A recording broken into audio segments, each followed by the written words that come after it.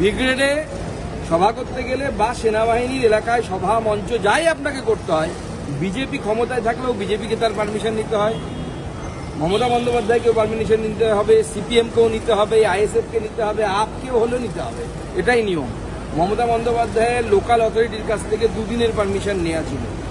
দুদিনের পারমিশন নেওয়ার পর তার থেকে বেশি দিন যদি করতে হয় আপনাকে মিনিস্ট্রি অফ ডিফেন্সের কাছ থেকে পারমিশন নিতে হয়। এটা বিজেপির জন্য, শুধু মমতা বন্দ্যোপাধ্যায়ের জন্য নয়।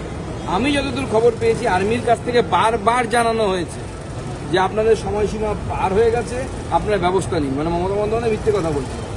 আপনাদের সামনে উনি প্রেস কনফারেন্স করে যেহেতু উনি প্রশ্ন নেন না, ডাইরেক্ট বলে দেন যে কথাগুলো বলেছেন সম্পূর্ণভাবে মিথ্যে কথা এবং পুরোটাই ড্রামাবাজি, এই 1804 জন থেকে মুখ ঘোরানোর জন্য।